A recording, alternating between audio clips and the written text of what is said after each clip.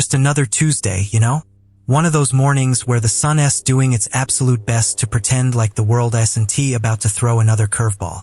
I was at the daily grind, my usual spot, nursing a lukewarm black coffee because frankly, a hot one on a July morning just feels like an act of rebellion against common sense.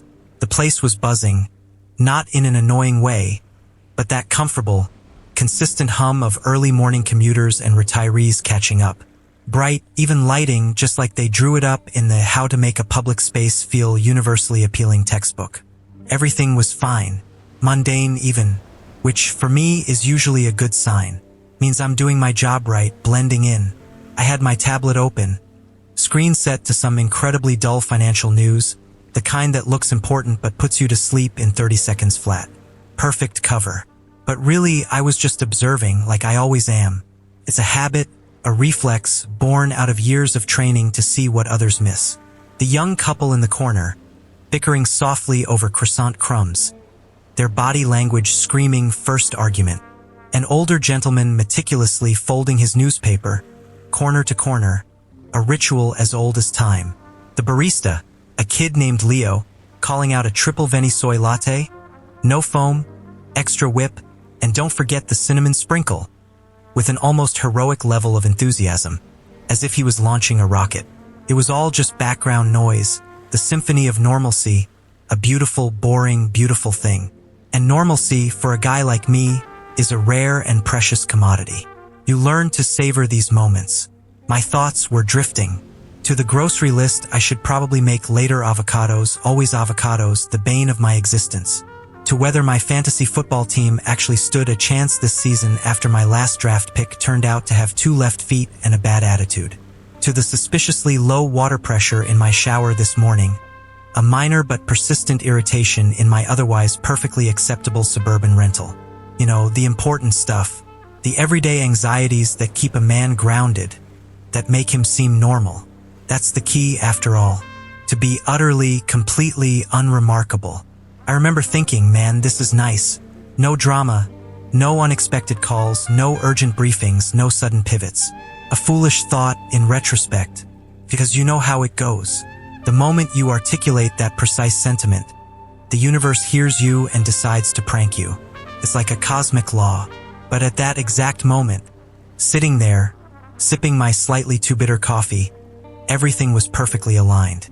The light was good, the background chatter was a pleasant murmur, and the biggest problem on my plate was deciding if I should brave the lines at the DMV later, or just procrastinate until Friday. Such weighty decisions, right? My mind wasn't on HOAs. It wasn't on community regulations or petty grievances, or the kind of small-town politics that fester in these meticulously planned suburban enclaves. Honestly, I found most of it mildly amusing, sometimes frustrating, but mostly just beneath my notice. I knew there were types, of course. Every neighborhood has them. The busybodies, the rule enforcers, the ones who mistake a community newsletter for a divine decree. I'd seen them around. A fleeting glimpse in the grocery store aisle or a stern face at a poorly attended HOA meeting. There was one in particular, a woman whose name I vaguely recalled as something like Sharon or Karen, whose perpetually pursed mouth and gaze that could curdle milk seemed to suggest she believed she was the benevolent dictator of our little slice of suburbia. But she was just background, a predictable part of the landscape, not a blip on my radar. Not yet. I was just Dave. Just the quiet guy who lives in number 14, enjoys his coffee, and minds his own business. A simple man living a simple, if carefully constructed, life. I even chuckled to myself, watching a scrawny ginger cat. So there I was, finally getting a chance to unwind. ID just moved into this new HOA community, and after a week of unpacking boxes and signing what felt like 1,000 documents, I was ready for some peace. My first order of business? Test out the community pool. Got my brand new key card, shiny and official looking, straight from the HOA office. Swiped it at the gate, heard the satisfying click, and stepped into the cool, chlorinated air. It was practically empty, maybe 2 other people at the far end, minding their own business. Perfect. I was just about to do a quick stretch before diving in when a shadow fell over me. Not a cloud, a woman, and not just any woman. This was the woman The one you immediately label Karen in your head the moment you see her. Mid-50s, maybe early 60s, perfectly coiffed blonde hair that hadn't seen a natural ray of sun in decades, a permanently pursed mouth, and eyes that could laser disapproval onto concrete. She was wearing a perfectly pressed sundress, clutching a designer handbag like it contained the secrets of the universe. "Excuse me, young man," her voice, a sharp, nasal cut through the afternoon quiet. My internal reaction, young man? I'm pushing 40, lady. I turned slowly. My afternoon zen was evaporating faster than a puddle in August. "Can I help you?" I asked, trying to keep my voice even, already sensing the tide turning. "I believe I can help you," she said, practically spitting the words. Her gaze was locked onto the pool gate, then back to my hand, where I was idly twirling my shiny new key card. "That key card, where did you get it?" From the HOA office? I just moved in. Plot 3B, right across from the park." I tried to be polite, but a flicker of annoyance was definitely starting to spark. "Who is this woman?" She scoffed, a tiny, dismissive sound that was far more irritating than a shout. "Plot 3B? We haven't had anyone move into 3B in months. And certainly not someone who looks like you. Like me? What does that even mean? I'm wearing swim trunks and a t-shirt, lady. Not exactly committing a fashion crime." My jaw tightened. "I assure you, ma'am, I'm a resident. I signed all the papers just last week. Got the keys, including this one, directly from Mrs. Henderson herself." "Mrs. Henderson is on vacation," Karen declared, a triumphant gleam in her eye. "And even if she wasn't, she would never issue a key to someone without proper authorization, especially not for that specific key." She gestured pointedly at my key card. My confusion deepened. "What do you mean, that specific key? It's just a standard pool access card." "Oh, it's not standard," she sneered, stepping closer, invading my personal space. I could smell a heavy, cloying perfume, like 1,000 potpourri bags exploded at once. "That, Mr.?" She paused, clearly expecting me to fill in the blank, but I just stared back. "That key, which I happen to recognize, is the master key. The one the board keeps. The one I keep. Or rather, my husband does, when he's not busy keeping this entire community safe." "Okay, a master key? What is she even talking about?" Mrs. Henderson just handed it over like it was any other amenity access. "And my husband keeps this community safe?" Is she implying her husband is like a security guard? Or something else? My mind was racing, trying to process this sudden, bizarre accusation. The annoyance was quickly overriding the initial confusion. This woman was completely out of line. "Ma'am, with all due respect, I just got this key. I was explicitly told it was for pool access. If there's an issue, perhaps you should take it up with the HOA office, not accost a new resident at the pool." I tried to maintain a calm exterior, but inside, I was already picturing myself facepalming. This was just my luck. First day truly enjoying my new community, and I run into the HOA queen bee. She let out another of those annoying little humph sounds. "Oh, there's an issue, all right. A very big issue, and I am taking it up with you. Right now. I need that key. It's for security purposes. This isn't just any pool key, young man. This is the key that controls everything. And you, clearly, shouldn't have it." "Everything? A pool key controls everything?" Is she deluded? Or is there something genuinely weird going on here? A tiny, almost imperceptible red flag went up in the back of my mind. My training, dormant for the moment, started to stir. But mostly it was pure, unadulterated exasperation. "Look, I'm not giving you my key," I stated, firmly this time. "It was issued to me by the HOA. If you want it, you'll need to go through official channels. I'm a resident, and I'm going to enjoy the pool I pay dues for." I started to turn away, hoping to end the conversation to just swim. "Oh, you're not going anywhere with my key, mister," she snapped, stepping in front of me again, blocking my path. Her face was turning a shade of angry crimson that almost matched her lipstick. You obviously stole it or conned someone into giving it to you, and I won't stand for it. Not in my community. You clearly don't belong here. I'm telling you for the last time. Hand over the master key or I'll be forced to call. Well, let's just say you won't like who I call. The veiled threat, the assumption of theft, the outright demand for my property. That's where the annoyance fully cemented. Oh, this is going to be fun, I thought, a mischievous glint probably appearing in my eye. But outwardly, I just raised an eyebrow. Is that so? And who exactly would you be calling ma'am? The phone rang again, for the third time that morning. I knew it was her, even before I saw the caller ID flash, unknown number. She was too chicken to use her own name after our last discussion about the pool keys. I let it go to voicemail. A minute later, my phone vibrated with a new message. Her voice, shrill and laced with venom, cut through the quiet of my living room.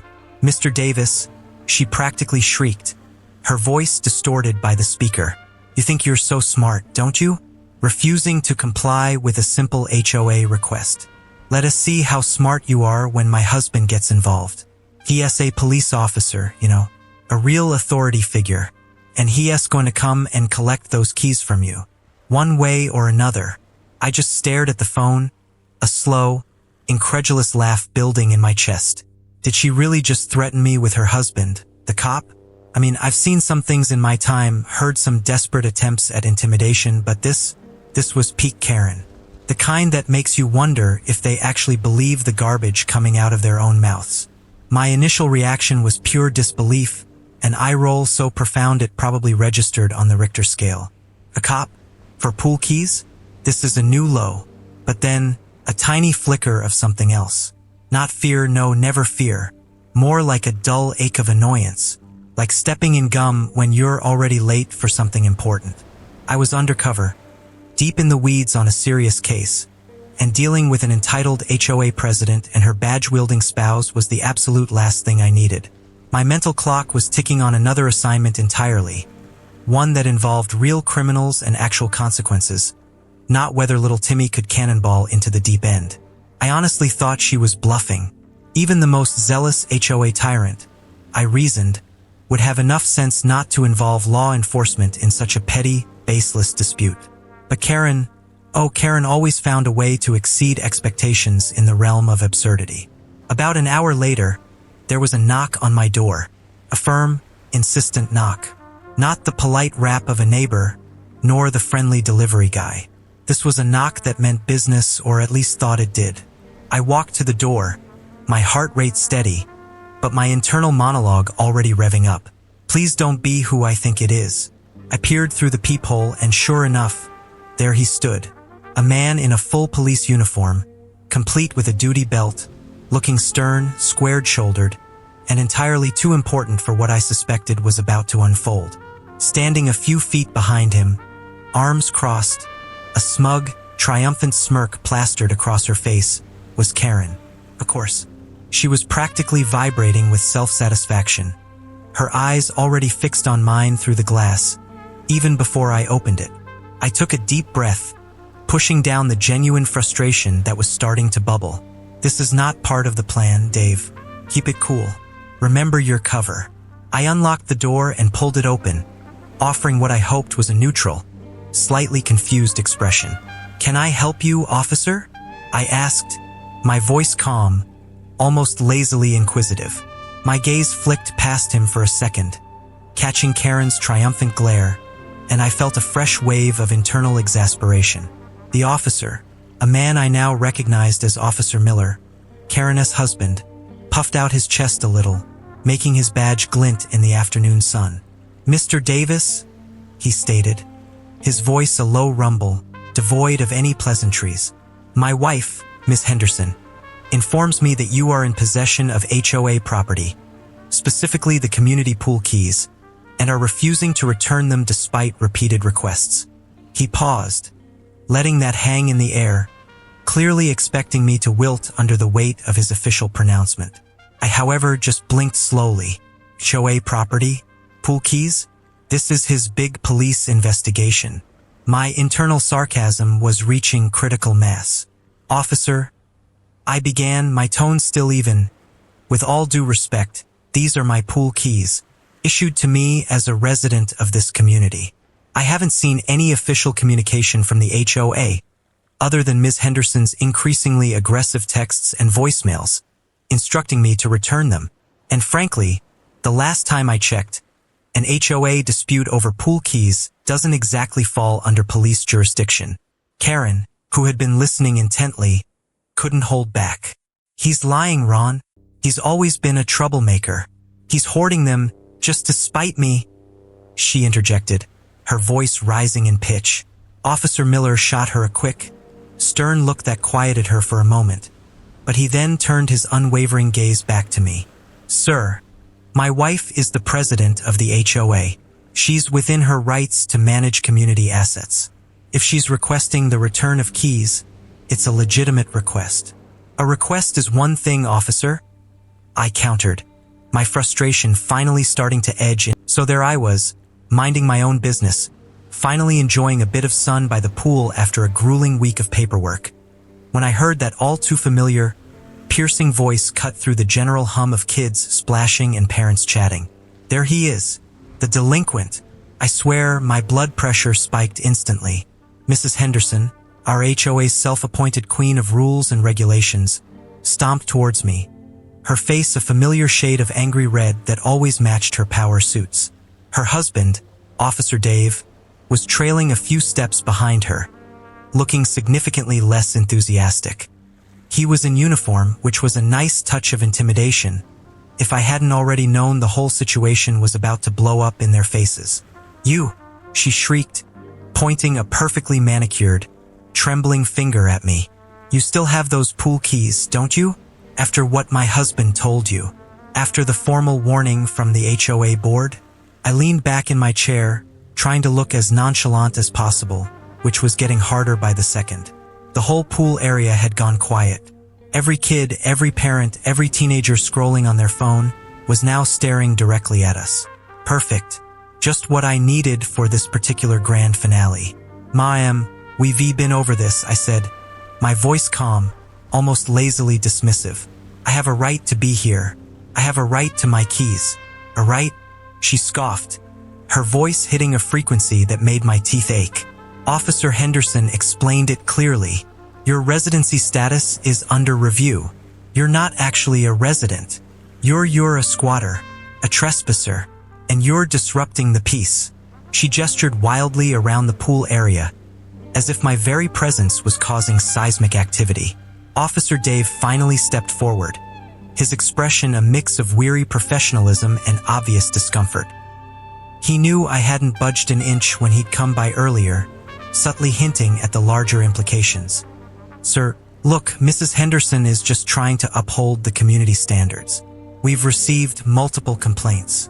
"Oh, multiple complaints?" I asked, raising an eyebrow.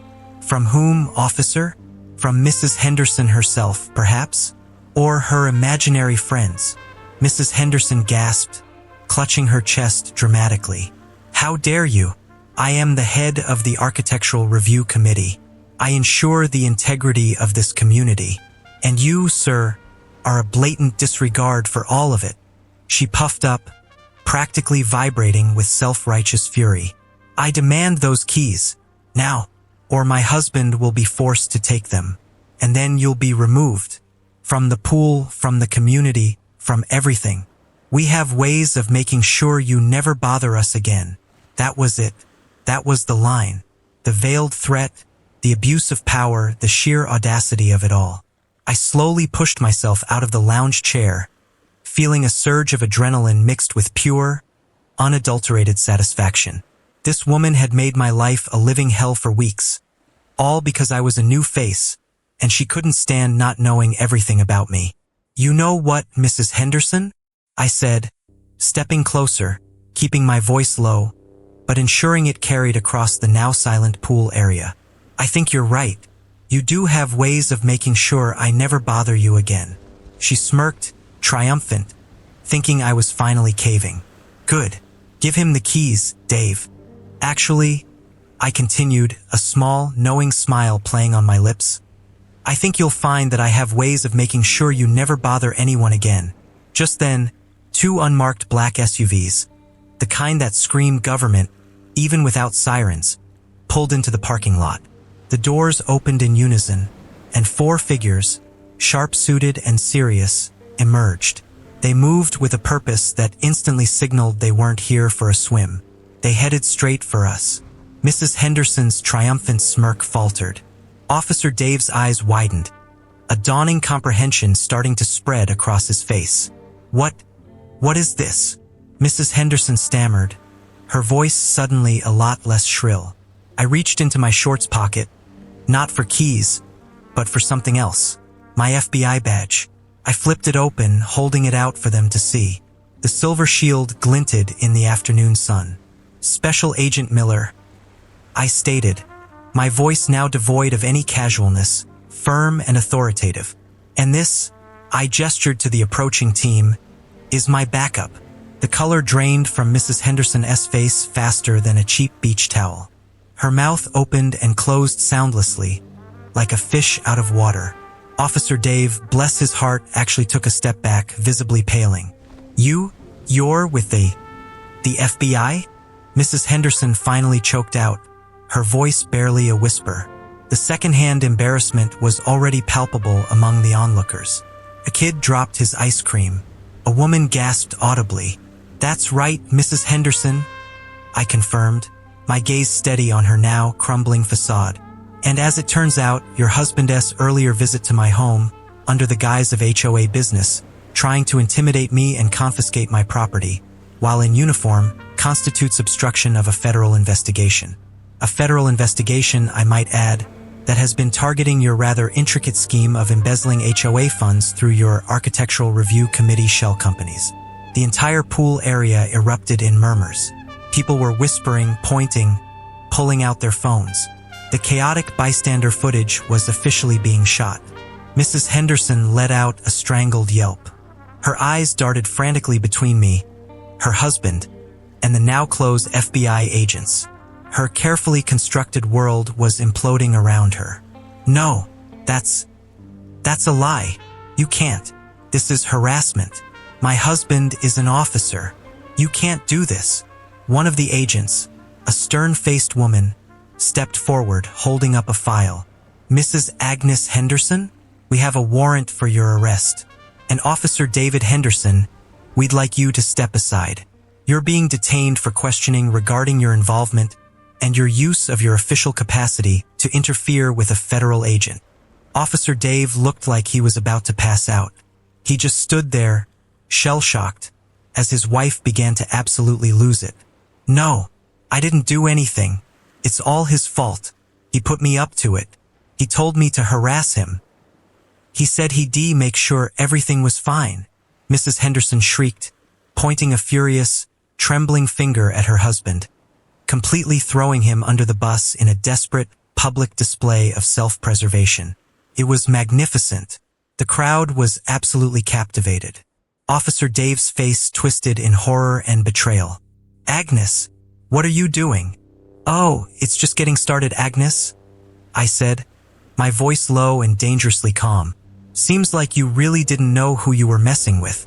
Enjoy your new HOA, Mrs. Henderson. I hear the amenities are quite secure. As the agents moved in, gently but firmly taking Mrs. Henderson by the arms, she went full Karen. Not just the regular entitled kind, but a primal, guttural scream of pure outrage and injustice. Get your hands off me. I'm an Okay, so their Officer Dave stood, still looking like he'd just swallowed a lemon and was about to spit out a citation. Karen, perched on her perfect porch swing, a smug grin plastered across her face, probably already imagining me scrubbing the community toilets with a toothbrush. He was going on about property violations, public disturbance, general un-HOA-like conduct, all the while gesturing wildly at my very normal, very quiet backyard. I just let him finish. I mean, what else was there to do? Let him dig his own grave a little deeper. He finally paused, huffing, expecting me to cower. Instead, I just looked him dead in the eye, reached into my pocket, and pulled out my phone. Not to call a lawyer, not to call his supervisor though. Believe me, the temptation was strong, but to make a specific call. "Yeah, this is Agent Miller," I said, loud enough for both of them to hear. "I'm at the target residence. We have an unscheduled interaction with a local officer, badge number L3-7 Delta 9, and a civilian, likely the principal of our initial interest, requesting immediate backup and a full debriefing on the implications of obstructing a federal investigation." The color just drained from Officer Dave's face.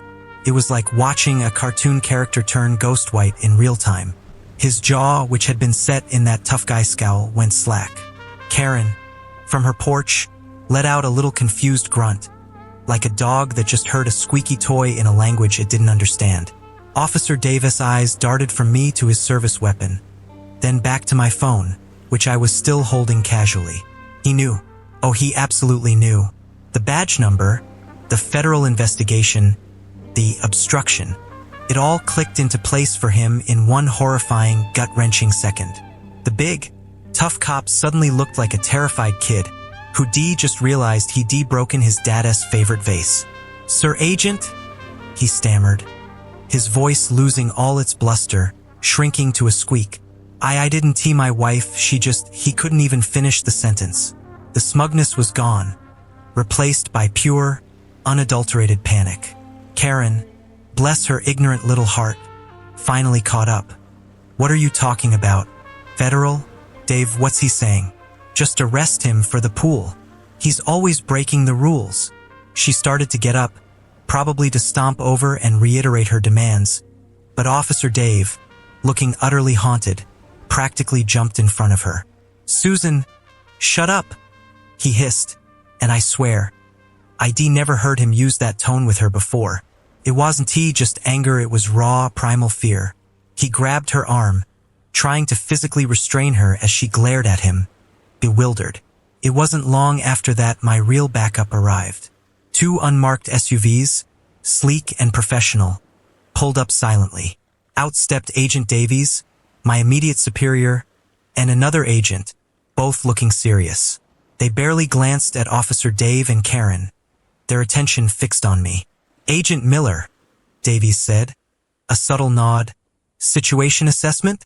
I gave him the quick rundown, deliberately keeping eye contact with Officer Dave, who was now practically sweating bullets. Karen finally understood. Her face crumpled, not in anger anymore, but in a slow, dawning horror. Her perfectly manicured hands flew to her mouth. The smirk was gone, replaced by a ghastly pallor. Officer Dave was already being quietly but firmly spoken to by the other agent. His gun was holstered, his hands were visible, and he was clearly cooperating, if reluctantly. He knew his career, maybe even his freedom, was hanging by a thread. He used his position, at his wife's behest, to harass a federal agent. Not a good look for anyone, least of all a cop. As for Karen, well, let us just say her reign of terror over the HOA came to an abrupt and spectacular end. Turns out, once the FBI starts digging, they find all sorts of interesting things. Unapproved expenditures, selective enforcement of rules, attempts to leverage influence for personal gain, a whole laundry list of fun little legal issues that went way beyond just pool keys. The HOA board was dissolved, investigations were launched, and both Karen and Dave were looking at a mountain of legal trouble. The best part? The official letter I received from the interim HOA just a few weeks later. It formally apologized for the misunderstanding regarding the pool key access and confirmed my continued, unrestricted access. Oh, and they also informed me that, so after all that, after Officer Bradley's face drained of every single color, and Karen, bless her entitled heart, tried to backpedal with a strangled, but he's just the pool boy, the silence in that HOA office was deafening. I just stood there, badge back in my pocket, keys still in my hand, watching their world unravel. It was almost comical, really, almost, because for all the satisfaction I felt, there was also this deep, weary sigh bubbling up inside me. The official end of my undercover operation wasn't supposed to be an impromptu HOA meeting.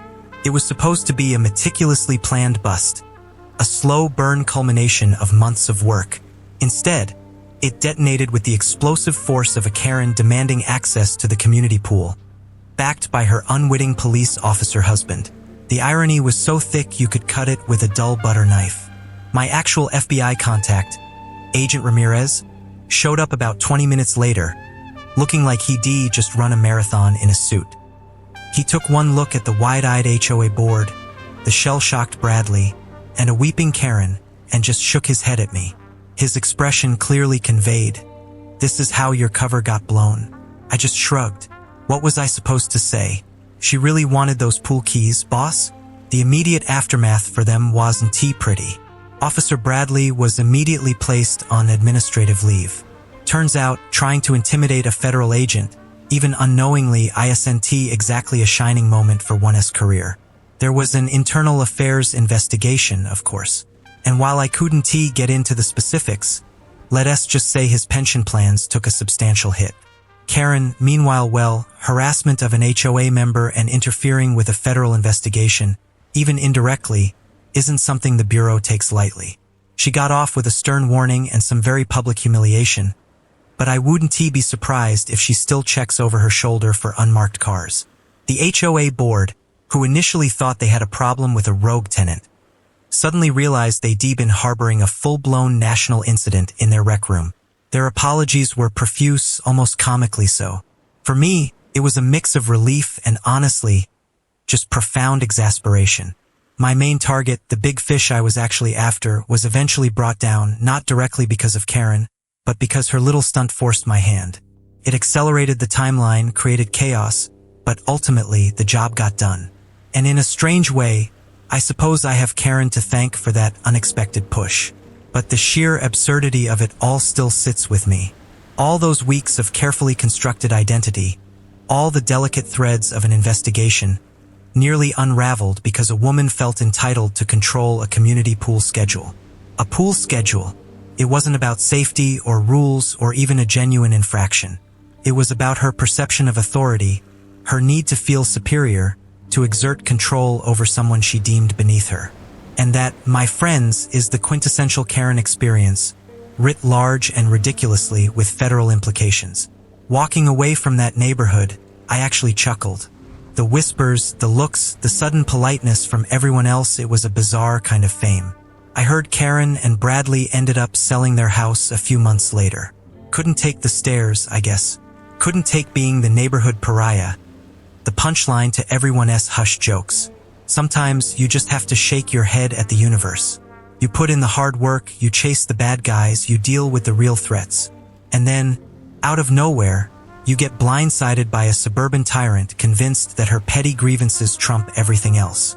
It's tiring, it's frustrating, but when the dust settles, and you see the look on their face when they realize who they really just messed with you, there's a certain satisfaction there.